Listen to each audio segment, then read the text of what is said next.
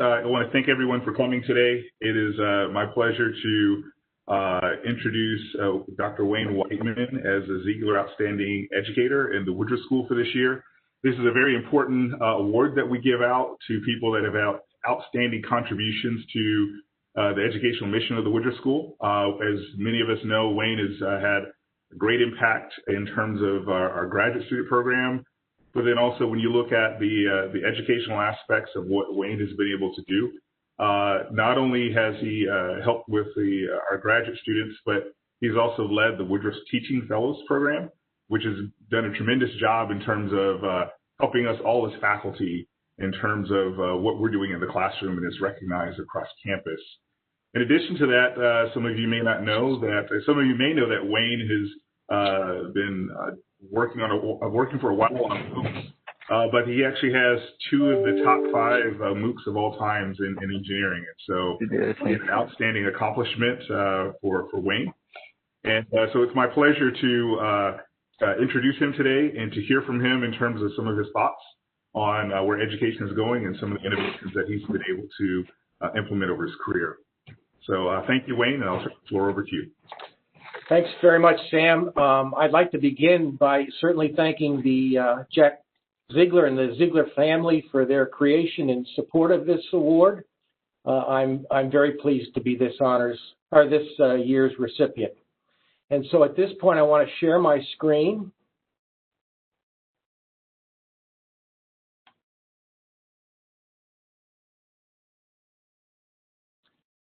And bring up my presentation so everyone should see it. I'm going to talk about online learning in higher education. I'm going to spend the majority of my time this morning talking about blended flipped classrooms because I think that's a very exciting topic as you're all experiencing right now.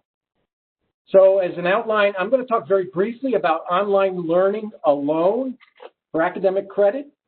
I'll give a couple of studies and some results. I'll talk very briefly also about online learning without academic credit, or MOOCs, massive open online courses, again, with some studies and results.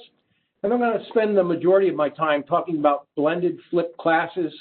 I'll talk about the definition and spectrum of that kind of classroom conduct and more studies and results. And I'm going to try to leave about 10 minutes or so for questions at the end. I'd be really pleased to interact with folks and talk about this exciting development we've seen over the last few years and maybe sort of experience a catalyst in the last few months with the pandemic.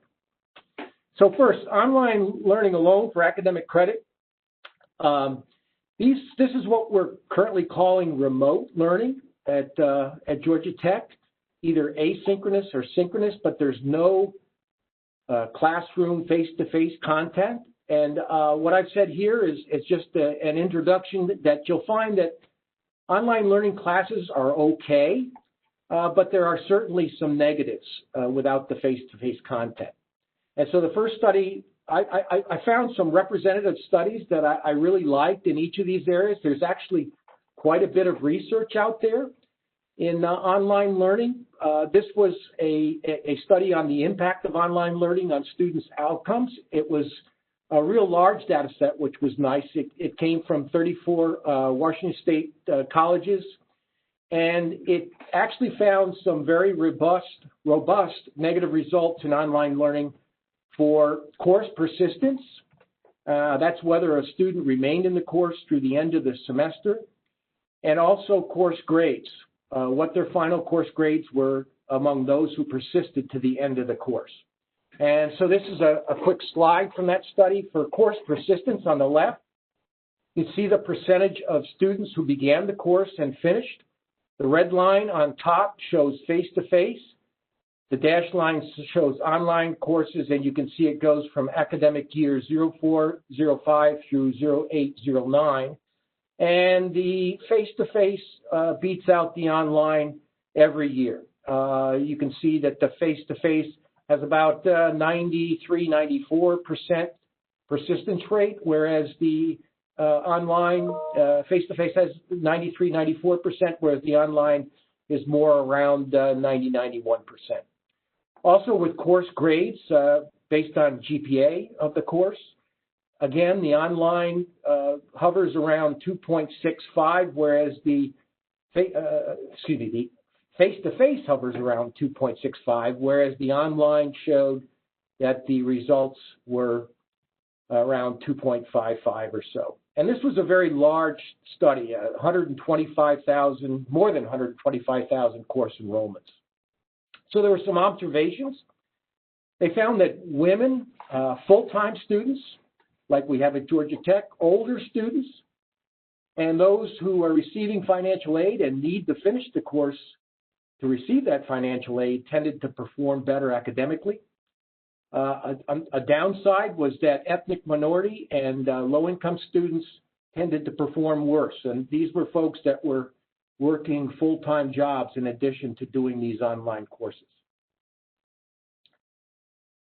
So they also noted, which is pretty evident, that online teaching requires helping students develop time management skills and independent learning skills.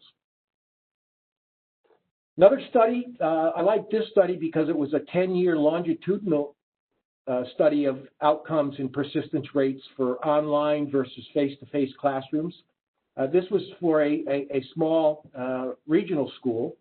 As far as course percentage or persistence, very similar to what we saw in the first study, about a 12% difference in the percentage of students persisting and receiving credit for the course if they were face-to-face. So there's the numbers, less than what you saw in the other study, but still the gap. As far as course grades, again, very similar results to the other study.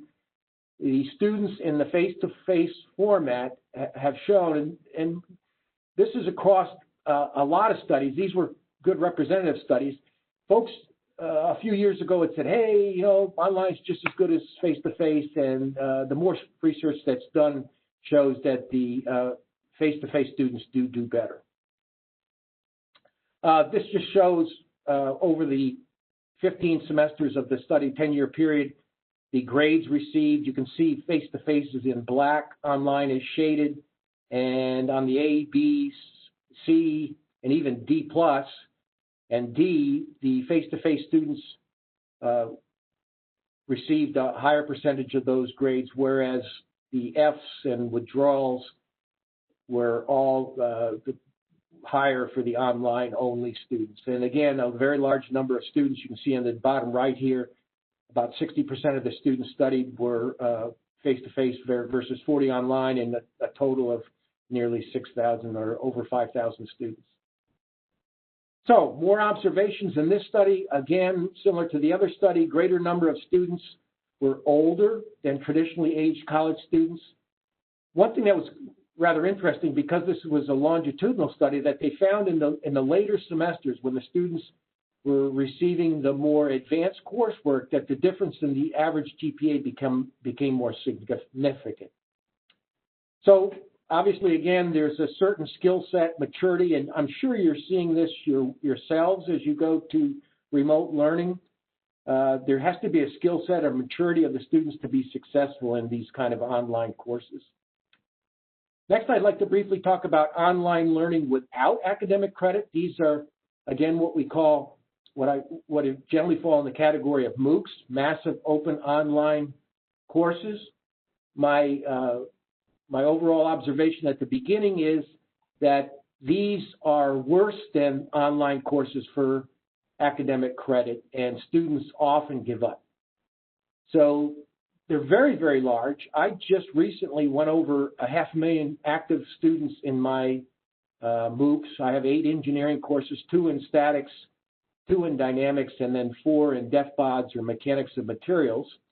I did want to share, it's kind of interesting that with the pandemic, my new weekly enrollments of active learners currently is around 2,500 students. Before COVID, I was getting a little less than 1,000 per week, and that had pretty much leveled off. Once COVID started and so many schools went online, I actually peaked up to about 3,800 new students per week, but that's gone back now to about 2,500, and I expect it'll decrease. I don't think it's going to decrease back down to the 1,000 per week, but the pandemic has, again, served as kind of a catalyst for these online formats.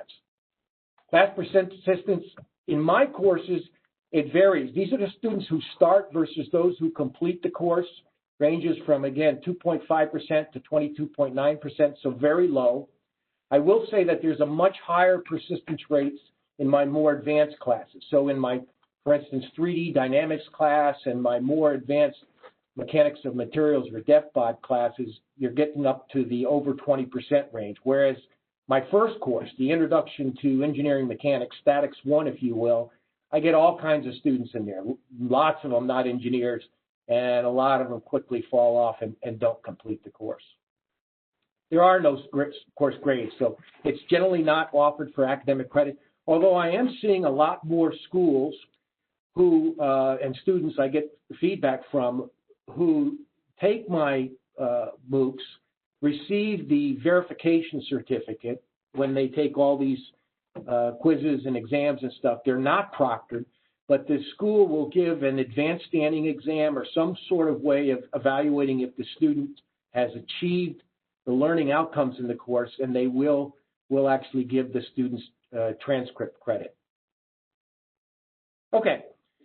Researchers, this is just one study I wanted to point to on MOOCs. This was done, as you can see below, I give you the reference, but the researchers, really recent, researchers tracked 250,000 students, nearly every country, in 250 MOOCs over a 2.5-year period. The courses studied were from Harvard, MIT, and Stanford. And if you recognize those names, Stanford's associated with Coursera, and Harvard and MIT are associated with edX, and those are the two top platforms for providing MOOCs and online content.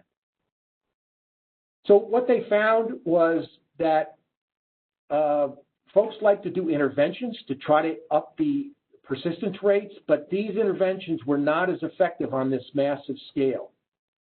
So previous research had showed that for smaller scale online courses, if you had goal-setting interventions, you had the students, you set up deadlines, you have them write down their list of intentions for completing the course, it actually improved the students' completion rate. So they had to do plan making, they had to have some accountability, and you wanted to impart on them the relevance of the material. So they were excited about the material and would engage and persist. But that worked on smaller scale courses, but it did not translate in this study to the massive scale. So the researchers actually tried to use machine learning to predict, hey, can we predict what students need, what sort of interventions? But the algorithm was no better than assigning the same intervention to all students. And so it really called into question the potential of artificial intelligence to try to personalize interventions to struggling students on a massive scale. Okay, so that's real quick, the online learning for academic credit and online learning without academic credit. Now, the big thrust of my talk is on blended flipped classes, which you are all getting, those that are teaching classes right now at Georgia Tech are all getting a real good taste of. So I want to share a video here of what we want to avoid. So if you'll bear with me here a second.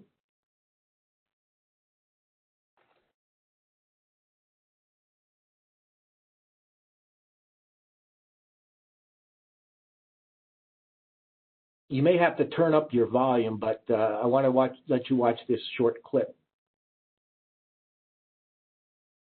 This xenolith is an aggregate of rocks formed as slow-cooling crystals at great depth and brought to the surface by impact or volcanic eruption. When silica content is low in plutonic magma, a cyanide-like rock is likely to be formed, thus producing a Feld's pathoid. The third axis is minute, and a thorough examination of its twinning will confirm this is plagioclase, thus producing a Feld's pathoid. Is this what you had to sit through for 8 years? I don't like this. Silica environments are perfect nurseries for nepheline, sodalite, acronite, and... Okay. Now if I can get back to my screen.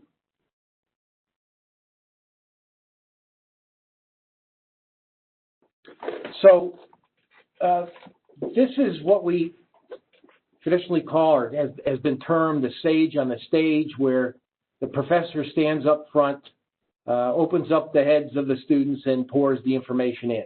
And research has shown quite clearly that this is not the preferred method to enhancing the attainment of learning outcomes. There are places where that kind of lecture is useful and works fine, but overall you want to get more active, engaged learning.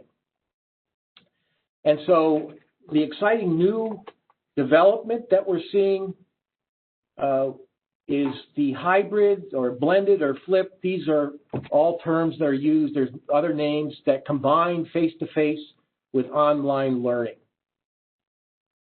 So what you combine is in-class, more hands-on engagement and active learning. I'm not real fond of the active learning term. I prefer engaged learning. Just because a student is active doesn't necessarily mean that they're engaged. I really want to engage their brain when I'm doing my engagement activities in the classroom.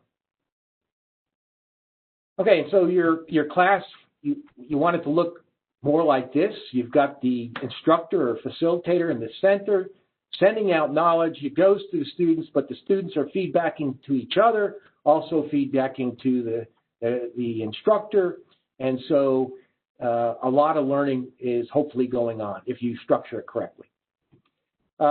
Blended flipped classes, as I said, have a lot of terminology. This is a taxonomy that was developed actually by some folks here at Georgia Tech to define blended learning. If you look at the four corners, up at the top left, you have face-to-face lecture. That's what we just saw in the video. Complete lecture, instructor transmitted. On the upper right, you have lab design studios, which are face-to-face, very similar to what we're doing in our lab classes and design classes, ME 3057, 4056, 2110, where students come in and it's all face-to-face. On the lower left, you have online learning, MOOCs. This is where it's completely transmitted through technology. When I do my MOOCs, I go there once a week and sort through the comments and look at that sort of stuff, but I'm really not there. Everything's automatic online. The lower right is online where you would have lab simulations, which again, our labs 3057 and 4056 are developing these in the pandemic to have more online content from the lab. And in the center, you have the blended classroom that blends all of the best of these things. You have the part face-to-face and part online lecture material ahead of time, part face-to-face and some perhaps online labs or simulations outside of the classroom. And that's what is referred to as blended learning. So again, my overall comment at the beginning is that blended flipped classrooms are actually very promising. We can certainly say that they don't hurt student outcomes, and they may substantially help. And as you'll see in one very interesting study, which focuses on the discipline of engineering, it may help even more in engineering classes than we generally see in most disciplines. So this first study was on interactive online learning on campus from the Journal of Higher Education. It looked at 3 public universities and the University of Maryland. One was an HBCU, historically black colleges and universities. One was a large public university in northern suburb of DC. I have to believe this was it didn't name it in the study, but I have to believe this was the University of Maryland in College Park. And then a small university on Maryland's Eastern Shore. They looked at 7 courses. The primary research question they were looking at was how does instructor use of online materials to redesign the traditional course into some sort of blended flip classroom, how does that impact student outcomes, student learning outcomes? It cites an earlier study by Bowen and others here from 2014 where they measured the outcomes through pass rates and assessment scores. Assessment scores being perhaps quizzes, homeworks, as well as the overall pass rate in the course. They found that the results were similar for both formats. They did find something interesting, which was in the hybrid format, there was about 18% less time spent in learning the material. Now that's kind of specific to this study, because this study, as you'll see, had less face-to-face time for the courses they studied. The other thing they noted was that there was a lower satisfaction in the hybrid versus traditional classroom, and I'll talk about that on the next slide. So that was the Bowen study. This is the current study, which is listed at the bottom, and they also found that hybrid students did as well. Didn't exceed, but did as well in the pass rates and learning assessments. And this held true for all disciplines and all subgroups of students. A nice outcome that they found was that there was no evidence that disadvantaged or academically underprepared students were harmed by taking hybrid classes. And again, they found that hybrid sections reported considerably lower satisfaction. And this came back through these course surveys, like our CIAS. And you may be seeing this as well in your CIAS. I certainly did when I started doing the flipped classrooms, back around 2014 or so, that students were not used to the hybrid blended flipped classes. And I would get comments, hey, I didn't, pay to watch videos and learn on my own. I want an instructor teach them. They were more used to someone coming in, lecturing to them, and just opening up their brains. But over the years, I've seen that the students are more attuned to being receptive of blended and flipped classes, and they're more engaged. And they realize, and you have to convince them at the beginning of the class, hey, look, this is how the class is going to work. I expect you to watch the material outside of class in preparation, just like you would be watching me in a lecture. You should take notes. If you prepare them in this way, I think they're going to be more satisfied with the hybrid experience. Anyway, this graph here shows the difference in time.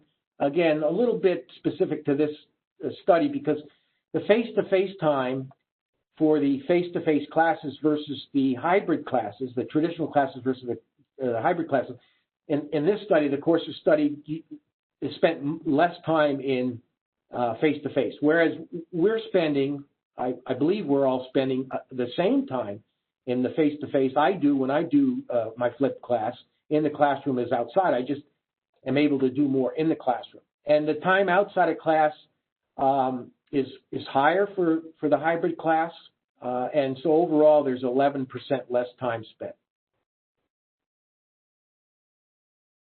So as you see here, this study added some emerging, some weight to the emerging consensus that technology can replace some of the classroom time without compromising student outcomes. And the other thing is that there is a true value to face-to-face. This is not a panacea for higher education's challenges. Students, and they'll tell you so in CIASs and feedback, they really still value that high personal experience with faculty, that interaction. So the key is, particularly for us at Georgia Tech, is we have to integrate these technology enhancements into our rich curriculum that still makes use of interpersonal interactions.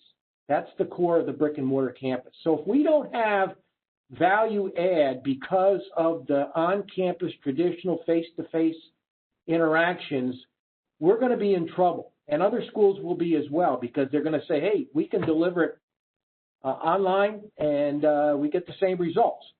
So we have to keep that rich experience of things like the labs, 3057, 4056, 2110, the design studios, the opportunities for students to get involved with the student competition teams. All of this leads to or lends to the value of having the brick and mortar campus with high interactions. A second study, again, looked at the blended flipped format. This was based on a prototype interactive online course, learning online course in statistics that was developed at Carnegie Mellon. and it was applied to 6 public universities, 2 from the State University of New York system, 2 from the University of Maryland system, and 2 from the City University of New York system. And in this study, the classes study, this interactive learning online statistics course was in the hybrid mode with 1 hour per week of face-to-face. Everything else was interactive online. So there is a gold standard for measuring student learning in the first course in statistics. This was developed at the University of Minnesota. It's called the CAOS test. You'll see in the field of statistics, a lot of folks use this test. And so they gave this to the traditional students in the traditional face-to-face classroom, shown in red, and the hybrid classes, the dashed blue line. And you can see that the distribution of scores was on the test was very similar, largely similar. However, slightly higher for the traditional face-to-face and slightly more spread out for the hybrid classroom format, as you can see. So but overall, largely similar. They, in addition to the CAOS test, they also found that this was a very similar finding for the final exam scores. So, results, and this is where we get into some of the more controversial parts of blended flipped classrooms.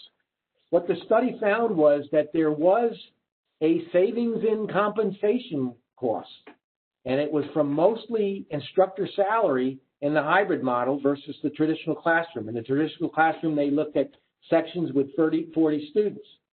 But the costs of running the hybrid model was 36 to 57% less.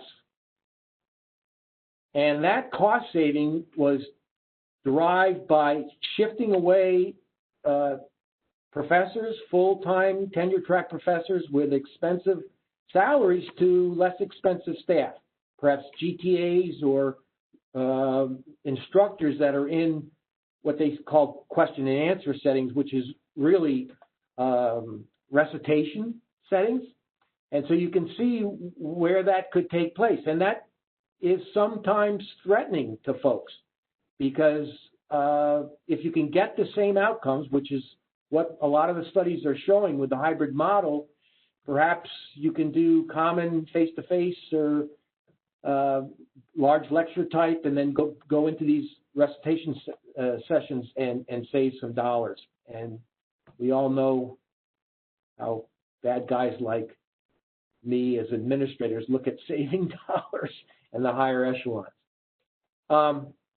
So let's look at it at a positive side, though. What you can do is you can teach more students without increasing demands made on tenure-track faculty. They can do more research.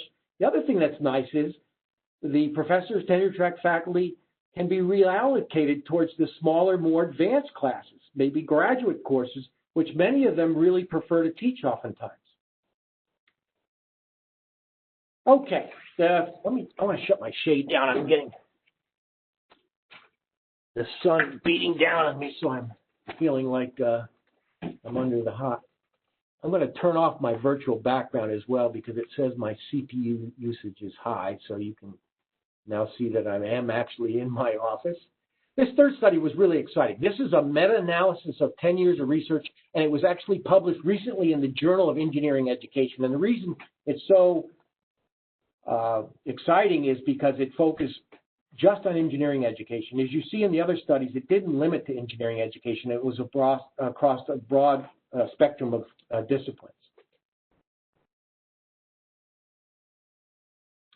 So this article looked at 29 comparative interventions or journal article studies, and they did a meta-analysis, and it had a large number of students involved, 2,590 students exposed to the flipped classrooms, whereas they had the group in the control group, the 2,739 students were exposed to traditional classrooms.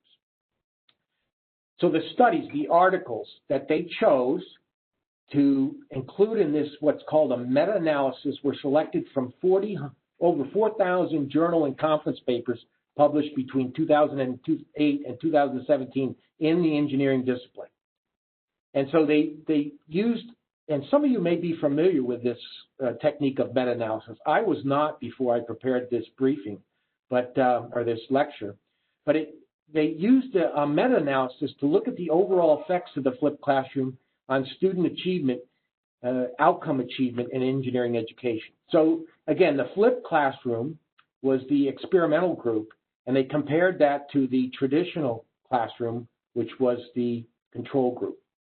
And they used, in each of these studies, they selected the studies because the studies worked with and reported on objective measures, not subjective things. They used post-tests, course examinations, and those were the only studies that they accepted into their meta-analysis. So there was nothing like self-reported data, surveys of self-perceived learning, where you survey the students and say, hey, how well do you think you learned the material on the free body diagram or whatever. It wasn't a feel-good survey. It was based on hard, objective results.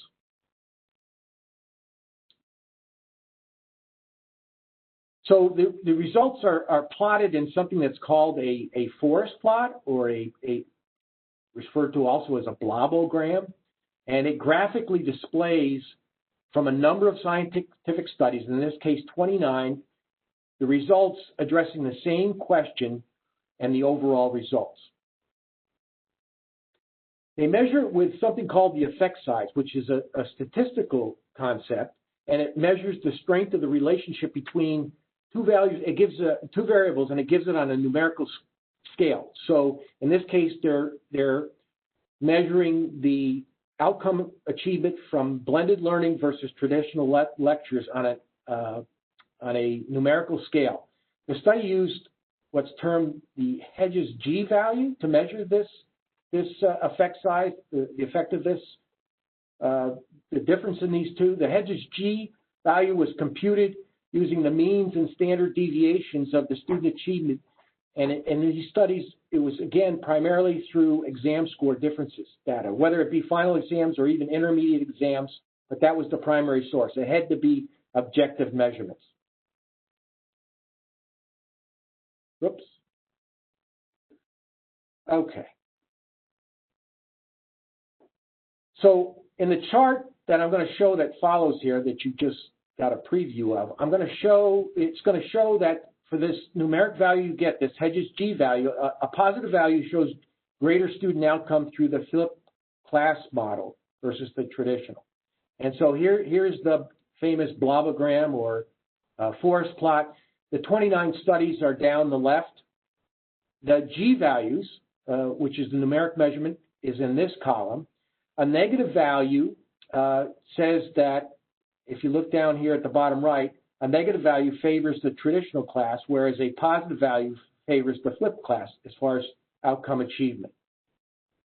And you can see it also gives standard error and the 95% confidence interval, but you can see overall that here's the zero line. Most of the studies fell on the right side, favoring the flipped class. So a positive Hedges G value indicates flipped class did better than traditional class, and a negative value was the opposite. Now, the overall average G value was 0.289.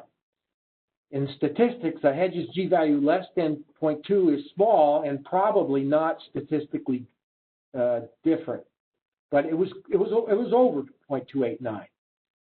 And the one thing I could not find in the study, which I would be very interested in, was the weight. The bigger the box here at the G value, the more they weighted that study. And I don't have any idea how they did that because they didn't include it in their paper. Okay. There were some more observations other than the objective results that we saw there showing that the flipped classroom did better for student outcomes.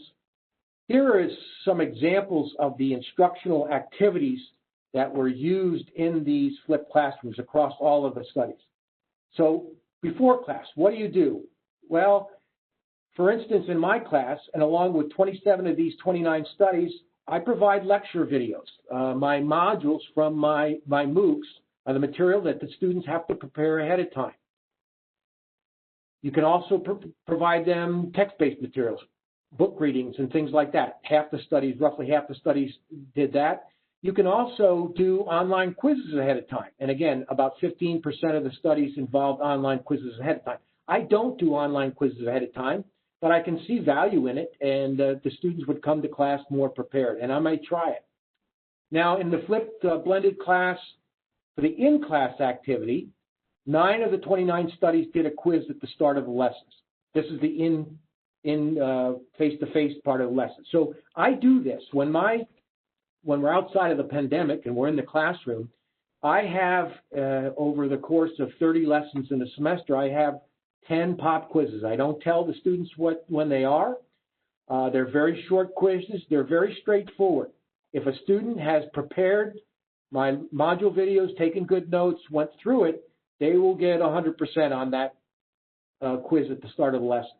If they didn't, they will struggle. And so it shows up quite quickly how well the students are prepared when they come into the classroom. And I like that.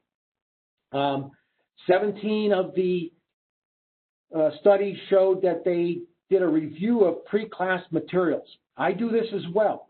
I take screenshots of my PowerPoint presentations in my modules, and I go through those for the first 10 minutes or so of the face-to-face lecture, and I take any questions. I clarify any of the content.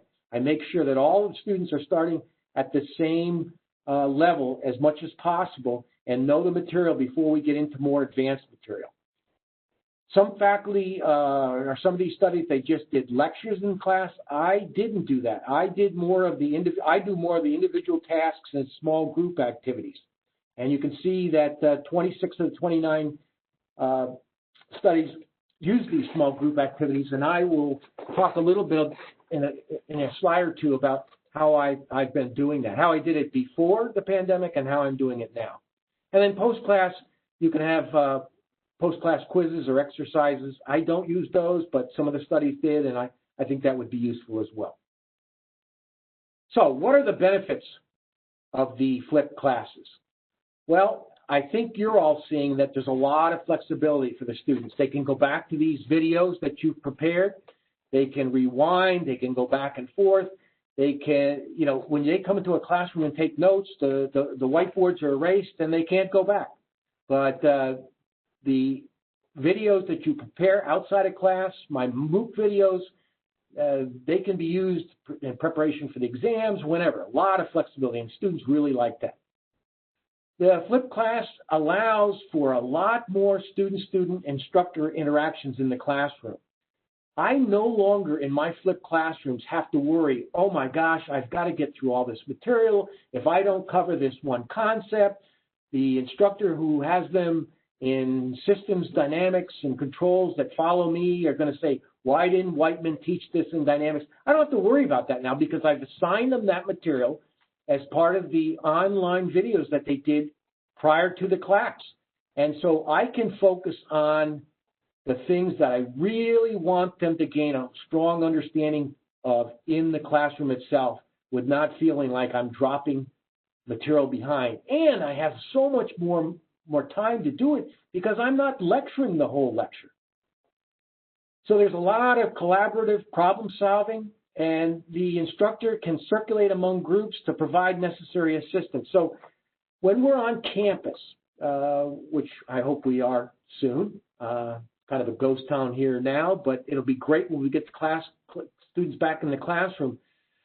When they prepare my video modules ahead of time, they come to class, I have them set up in groups, and I have designed into the classroom experience worksheets and problems, and they break off. I give them the material, I break them off into the groups, they do it, and I circulate around the classroom along with some of my graders if I'm fortunate enough to have them, and I check how are they doing, just walking around, seeing where they're getting stuck, all those things that you don't get feedback on if you're just lecturing in the front. If I see a group where one of the students is doing quite well, seems to be ahead of the others, I'll encourage that student to teach the others in the group who are struggling with the material. So now that those students who are struggling don't only get the benefit of hearing my lecture, but they also get the benefit or hearing my presentation in the online videos. They get to hear it from their classmates and hearing it a different way to be explained. Good for the students who are struggling, plus it's good for the students who are doing really well because they have to explain the material to the others. We all know, if you've instructed in the classroom, that when you have to teach the material, you absolutely learn it best. So that it's all positive stuff. On the pandemic mode, it's much harder to do it. You're all finding it. I'm finding it too. My class is a synchronous class, but I have to do it asynchronous. I have to record it because I can't get everybody in the classroom. And so I'm only ending up now with my 8 o'clock class with 20 or like a third to a half of my class coming to the synchronous mode. Now, could I have them come and I take attendance or do something where they had to come? Sure. If I wanted to do that, I could. I haven't done that. I try to just explain the benefits of coming to class. And one of the benefits is I do try to do this interactive work. In Blue Jeans, I've been using the breakout sessions. So as I go through a worksheet and I put up a question and I have a question mark there, I'll randomly assign them to groups to work on it and come back to the main room and discuss. Seems to be working quite well. Now, can I force them to work together? No. I would say as I've done this, about 60% of the students who go into the breakout rooms, when I join them, the best thing is if they're talking and showing their video to each other, they can even share the blue screen whiteboard. That's the best, and some of them do that. The next best is they're chatting with each other and discussing it, and that's good. I would say 60% do one of those two things. Then I've got 40% that just go when I break them out, and they sit there and they work on the problem until I pull them back into the main room. That's not what I would like, but it's very hard for me to force that interaction. I don't think it's any worse than having them sit in the main classroom. And so I've continued to do it. I'll be interested to see what kind of feedback I get on the breakout sessions in my CIAS, and I should do here soon a survey prior to the end of class so I can see how it's going, and I'll probably do that. So, challenges. There are challenges in the flipped classroom. It takes a lot of instructor startup effort. You all know now how much it takes to produce these videos and the online tutorials.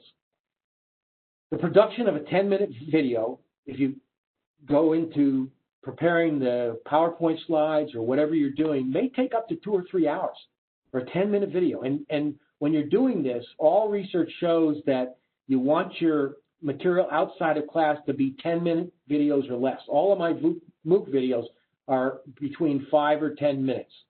So you break them into what I call these edu bites. But it takes a lot. In my statics course, 2-hour class, I have 2 MOOCs, Statics 1, Statics 2, each of them 1 credit hour. It took me somewhere around 300 to 500 hours to produce those MOOCs, so it's not easy, and you're seeing that. Another challenge, and this is getting better, is students don't have a sufficient knowledge about the flipped classroom, and so they come in with not knowing how to do it, not really liking it, maybe experiencing it in high school and not liking it. Quite frankly, I think the quality of the material outside of the classroom makes a big difference on whether the students find the flipped classroom useful or not. And I'm not sure in the K through 12 programs, in all cases, they're getting real quality material outside of the classroom. Okay, results from this third study, the one in the Journal of Engineering Education, was that the meta-analysis, or the blobogram, looking at the 29 research papers that were studied, showed that the flipped classroom actually promotes better quantitative evidence that it has greater student achievement in engineering. They performed better than in the traditional classrooms. And I guess the one thing I will say in light of this small effect, when I say small effect, we saw this Hedges G value that measured the numerical value was 0.289 close to the 0.2 where, or less than 0.2 where it would be statistically insignificant.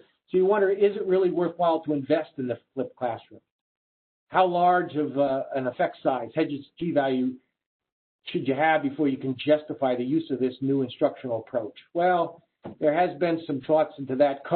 There's another reference there, argued that if you could show increased student outcome achievement, even with a Hedges G-value as little as 0.1, it could be a very significant improvement. So I think this is, I think the blended flipped classrooms, there's something to it. And I certainly will never in my lifetime go back into a classroom and stand up the board and do a lecture model like the video I showed you before and send information in one direction. It's not only it's not only better for the students, I think, in engineering. I think it's also better for the instructor. I mean, I was getting bored with doing the same lectures over and over again. It's so much nicer to be able to interact. And I think, I don't have any proof of this, I think with engineering classes that this blended flip model really makes sense because we have the ability to do more advanced work collaboratively in the classroom than, say, perhaps another discipline may have.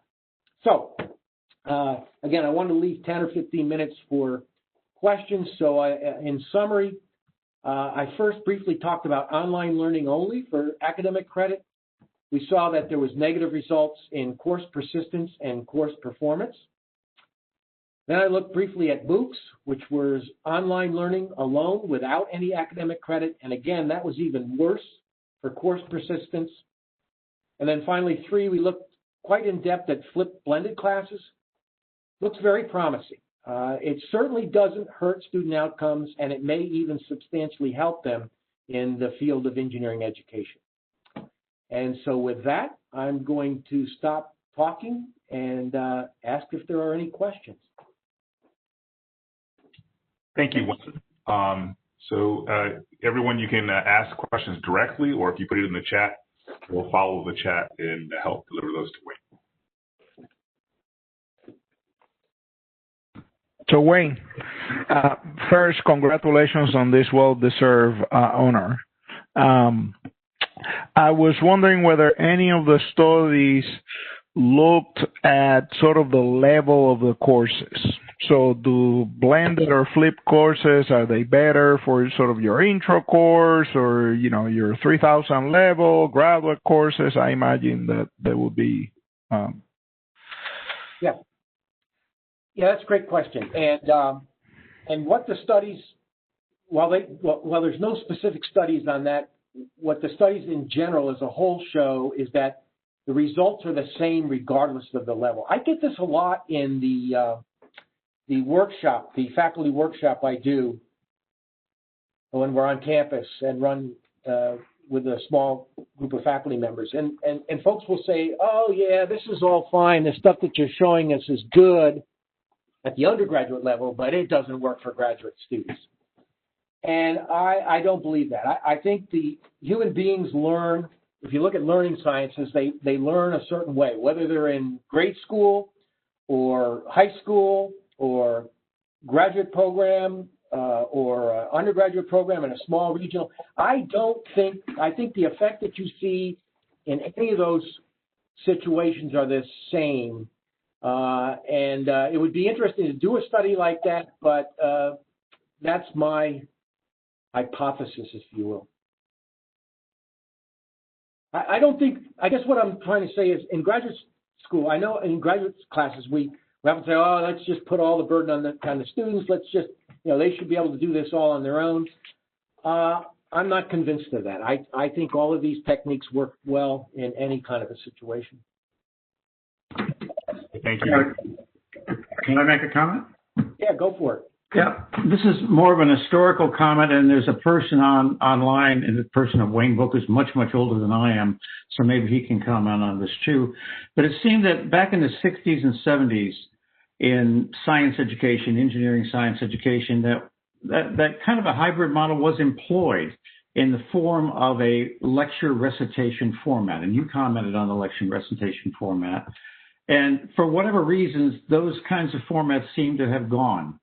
gone away. I don't know if it's because students now seem to demand an hour's worth of credit for every hour the butt sits in a chair. Because generally speaking, back in the older days, lecture hours plus an hour of recitation. And, but it seemed to work back then. What do you think about those kinds of? Yeah. I think that's a good observation. I will say that be aware, somebody's got, maybe you have your mic on so we're getting a little feedback, but be aware that there is a difference here. I've experienced the recitation sessions actually at MIT. When I did my master's, they would have the common lecture and then you would break off in the recitation section. Now the hybrid model is different, however, because you're receiving material outside of these large lecture halls. You're receiving some sort of material in advance, and then when you go to the classroom, instead of joining a single instructor, you would join a TA or an instructor or another faculty member to do what is typically the recitation work. So I guess I don't really know why that traditional recitation model is not employed as much. I don't have any background on it. Okay, thanks. Hey, Wayne, we have a question in the chat.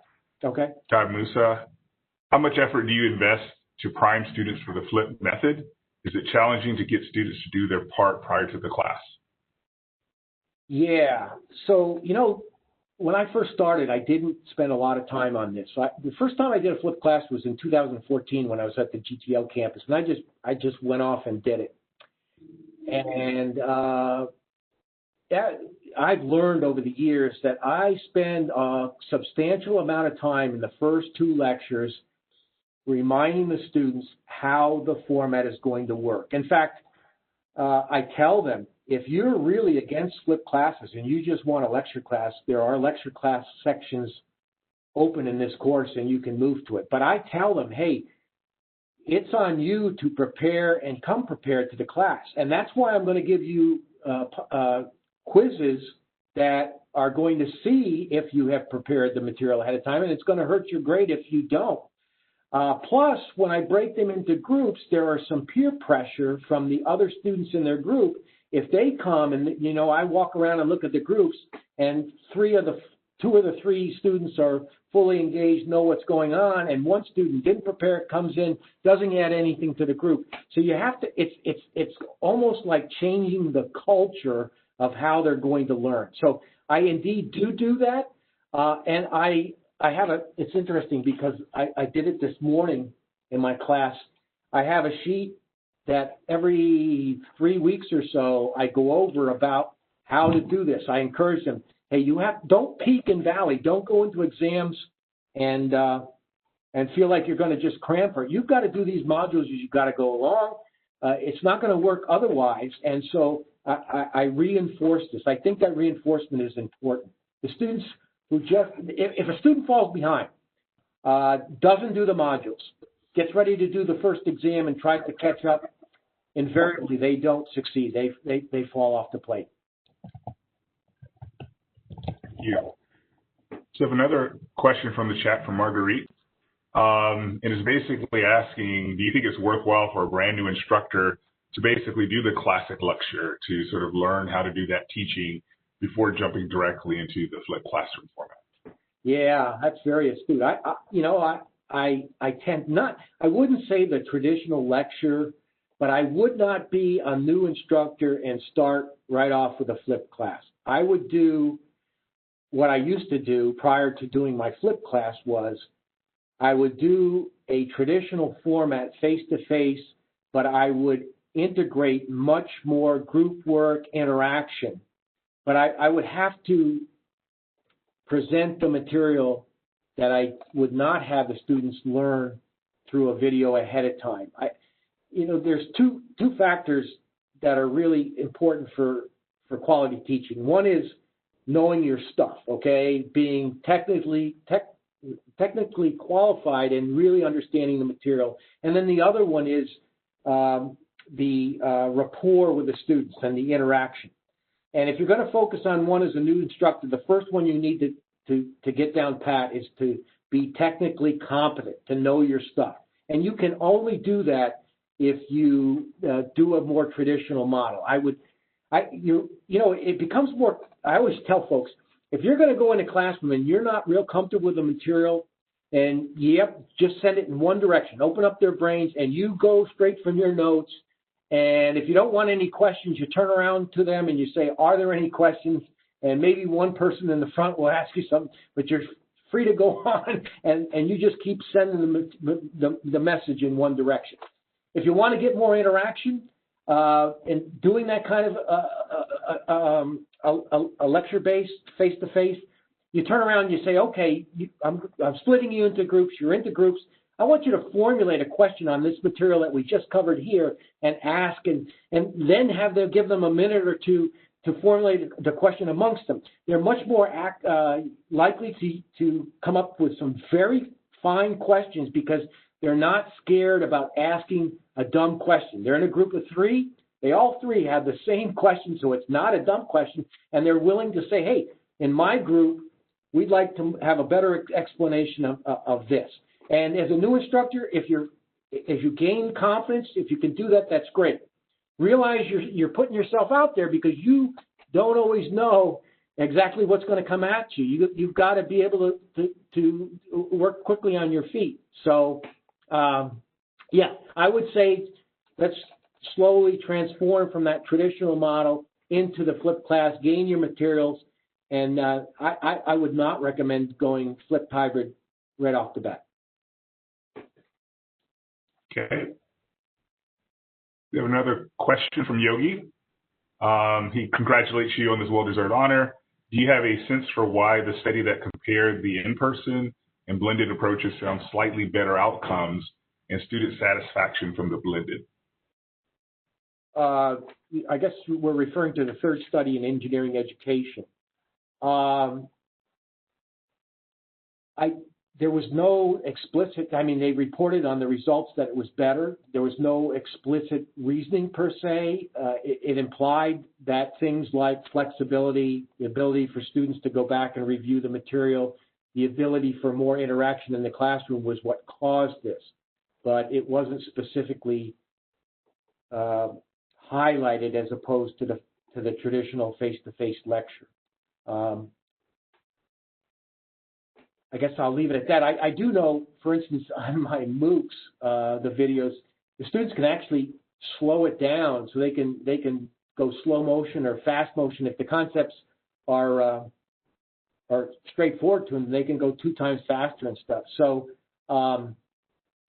these are all, I think that's good research for future studies to find out exactly why the engineering studies found that the meta-analysis found that the outcome were better for the hybrid model. Now, as far as satisfaction, it didn't show that. The satisfaction of the students was also still not as high as the traditional classroom. So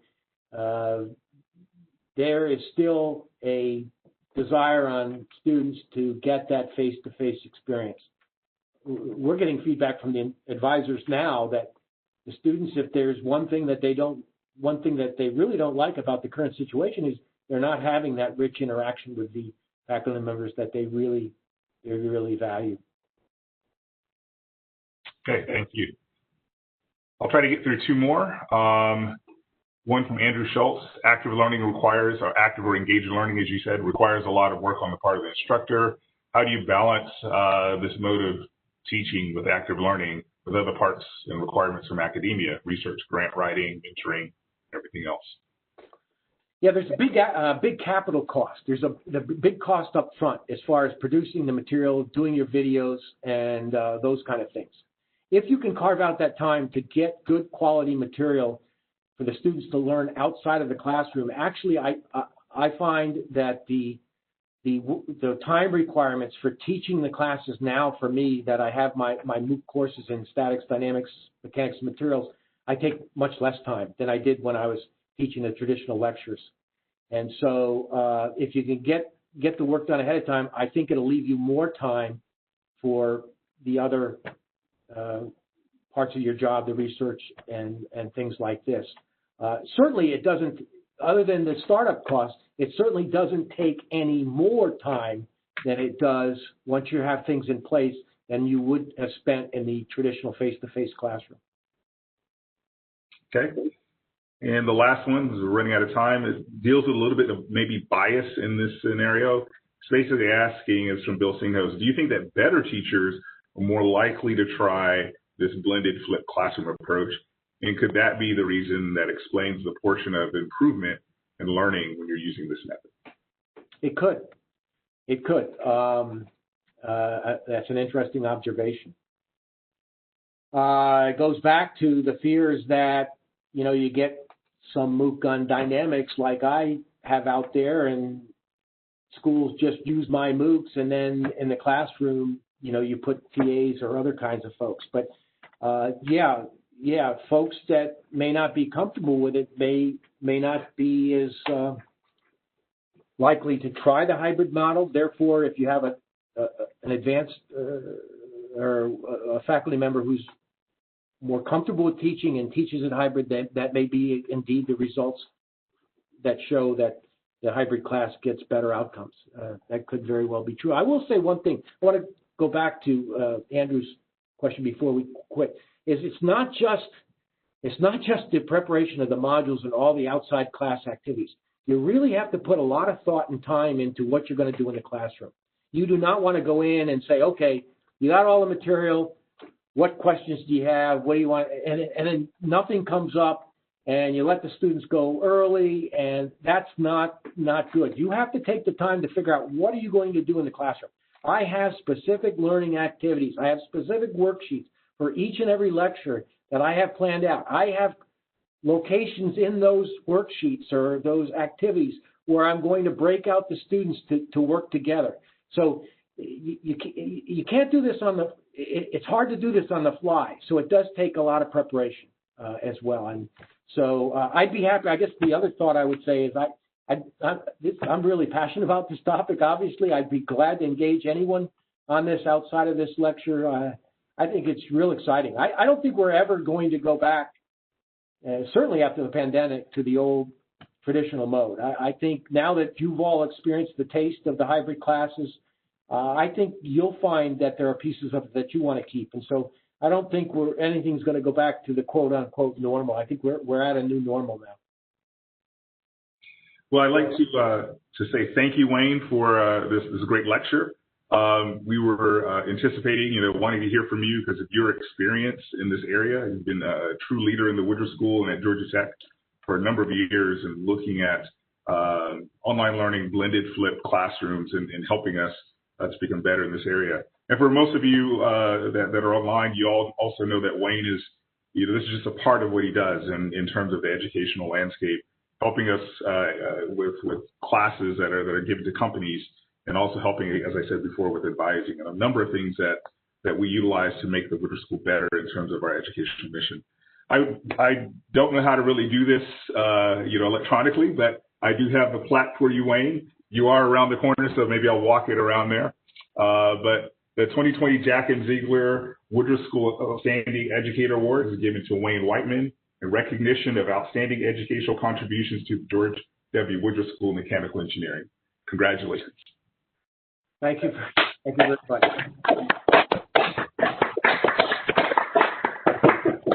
So I guess we'll have the opportunity to hear from you again, Wayne, and if anyone else, just as we're closing, wants to say congratulations, the floor is open. I see Ward Weiner coming out of the woodwork. And he doesn't have his glasses on. Ward, what did you do? Lose your glasses? I don't need glasses when I'm this close to you. You're only about 8 or 10 inches away. Congratulations, Wayne. It was a good lecture. I was very pleased you got the award. Well deserved. You're doing a great job. Thank you. Thank you, Ward.